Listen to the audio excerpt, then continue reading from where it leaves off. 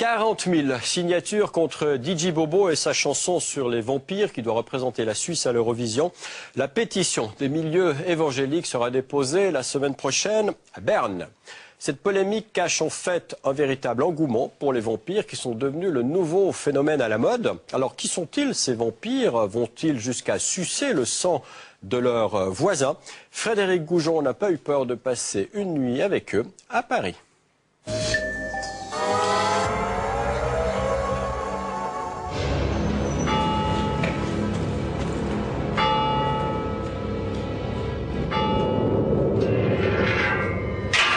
Le vampire fictionnel se balade dans des pages, et tandis que le vampire actuel, vous pouvez le croiser près de chez vous.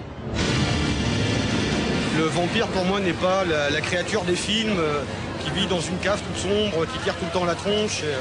On est très joyeux, on vénère la vie quelque part. On se nourrit de toute la vie qu'on peut trouver. On est venu là pour rencontrer le clan vampirique, essayer de comprendre comment ça marchait et peut-être essayer de fonder notre propre clan à Genève. Paris, la semaine passée, dans un bar du 11e arrondissement. C'était le 3e week-end international des vampires. L'un des rendez-vous incontournables de la communauté vampirique. Un nouveau mouvement est en train de naître en Europe.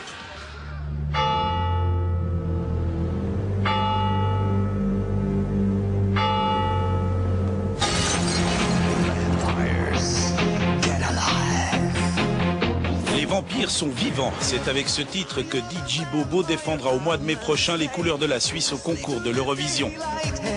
Les vampires ont la cote en musique, mais aussi en littérature. En 1903, une profanation de tombe traumatisa le village vaudois de Reprat. Sous la plume de Jacques Chessay, l'affaire devient un roman, Le vampire de Reprat. Il y a une quarantaine d'années que ce vampire me court après et que je devais le rencontrer dans un rendez-vous définitif. Le livre caracole en tête des ventes en Suisse, plus de 24 000 exemplaires écoulés. Le vampirisme est issu de la culture gothique américaine, du renouveau de l'ésotérisme et du boom des jeux de rôle grandeur nature. C'est à New York, au début des années 90, que le mouvement a vu le jour. Réunis en clans, il serait aujourd'hui plus de 15 000 dans le monde. Mais attention, il y a vampires et vampires. Le terme vampire s'écrit avec un Y. C'est une orthographe qui a été choisie par Father Sebastian, le grand fondateur de la scène new-yorkaise, pour se différencier finalement des vampires de la littérature fantastique, du cinéma d'horreur, puisque les vampires, avec un Y donc, ne prétendent surtout pas être des morts vivants qui sortent la nuit de leur cercueil pour aller sucer le sang des vierges. Laurent Courreau, journaliste et réalisateur indépendant, a côtoyé les vampires pendant 5 ans à travers le monde. Il a déjà publié un livre et termine un documentaire sur ce mouvement en pleine expansion. Tous les vampires ne boivent pas de sang. Il y a donc 2 grandes catégories de vampires. Les vampires sanguins, qui comme leur nom l'indique, eux boivent du sang, et les vampires psychiques, qui se nourrissent de l'énergie vitale des êtres humains, par captation, par télépathie, par imposition des mains. À Paris, on est quand même plus psychique que sanguin. Nos vampires buvant plus volontiers une bonne bière que du sang humain. Le jour, cet homme est technicien dans les télécoms, mais la nuit, il devient hurle-lune. Un vampire de la famille des Strigoivi, ça veut dire vampire vivant, en roumain. Il y a plusieurs sources de nourriture. Ça peut être les autres humains, dans les échanges simplement. Le fait de faire la gueule à quelqu'un, c'est une façon d'essayer de lui piquer son énergie quelque part. Quand on est dans une salle de concert et qu'on profite de l'énergie globale qui se dégage, c'est juste prendre ce qu'il y a dans l'atmosphère. Boire du sang, ce n'est pas du vampirisme, c'est de la mythologie. Le buveur de sang n'est qu'un fétichiste sexuel, cela n'a rien à voir avec ma vision du vampirisme ou avec celle de la majorité d'entre nous. Initiateur du renouveau vampirique, Father Sebastian est américain. Il a fondé le premier clan à New York.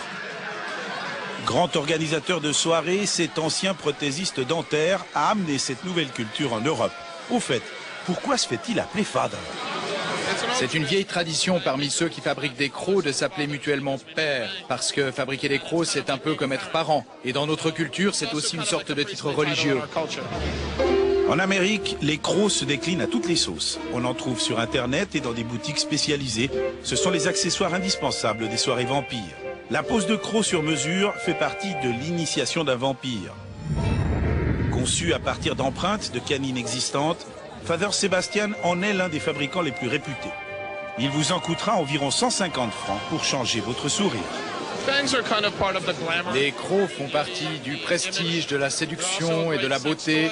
Ils sont aussi de super jouets sexuels. Ils donnent un côté théâtral. C'est un bon sujet de conversation et une manière de prendre son pied. Je fais pas la différence entre mes crocs et je sais pas, un gars qui a un badge, je vote un tel ou j'écoute tel groupe ou pour moi c'est la même chose. C'est quelque part un signe d'appartenance. Au début j'avais du mal à les mettre parce que je sentais qu'il y avait un truc tiens. Et maintenant au contraire ça me fait bizarre quand je les ai plus. Ça m'arrive des fois d'oublier que je les ai, de partir faire mes courses avec et de regarder la tête de la boulangère en me disant tiens il se passe un truc et me dire ah bah oui j'ai les crocs aujourd'hui. Bon. Mais en général c'est relativement bien accepté. Parmi les convives, quelques jeunes voix nous montrent fièrement leurs nouveaux crocs posés dans la journée. Mes parents m'ont toujours dit que j'étais un peu vampirique, que j'avais toujours des idées assez nocturnes comme ça. J'ai toujours eu l'impression que je me réveillais la nuit, vraiment, que la journée j'étais toujours endormi. Même quand j'étais petit, j'ai dû me faire limer les canines parce que je les avais trop longues. Finalement, on découvre maintenant le mouvement et on se dit que bon, on y fait partie déjà. J'aime bien l'esthétique, mais les crocs, ça me parlait pas plus que ça. Boire du sang, ça m'intéresse pas trop, donc voilà, c'est plus pour le fun. Ben, boire du sang, pas tellement quand même, parce que y a beaucoup de maladies, il y a peur de toute cette histoire-là. Donc suivant les personnes, pourquoi pas, mais il faut que ça soit vraiment dans un groupe très restreint et à faible dose, on va dire. Autre Suisse présent à Paris durant ce fameux week-end, Marcos Drake. Ce Lausannois n'est pas un vampire, mais un spécialiste des rites initiatiques. Il connaît bien le mouvement vampirique. Le vampirisme vient d'Europe, mais nous revient aujourd'hui des États-Unis. Les États-Unis ont toujours été ceux qui vont chercher la culture ailleurs, la revivifient, en font quelque chose de nouveau et nous la ramènent. De par leur nature, les Suisses sont beaucoup plus réservés, donc c'est un mouvement qui se développe underground. Il existe actuellement 3 familles bien développées en Suisse, très petites, mais qui rapidement font leur chemin. Le mouvement vampirique pourrait-il déraper et devenir une secte? Jean-Michel Roulet préside une organisation officielle chargée de lutter contre les dérives sectaires. Si demain vous voulez fréquenter des groupes ésotériques qui se recommandent du vampirisme, pourquoi pas si vous avez un psychisme qui vous permet de dominer tout cela et de prendre le recul nécessaire. On a pu noter des mouvements inquiétants en matière de satanisme, avec par exemple des profanations d'églises, des profanations de cimetières. Autant en matière de vampirisme, on n'a pas d'éléments récents qui nous permettent de dire qu'il y a un risque réel. Les vampires ont donc de beaux jours, ou plutôt de belles nuits devant eux. La scène se développe en France, en Suisse, donc une émergence de quelques clans. En Allemagne, le mouvement est en plein essor, pareil en Scandinavie. Donc a priori, oui, la scène vampirique est plutôt promise à un bel avenir. Maintenant, quelle forme va prendre ce développement, c'est encore difficile à dire. Et si, au hasard d'une rue romande, vous croisez un sourire pointu, pas besoin de lui présenter votre cou, une accolade suffira à son bonheur.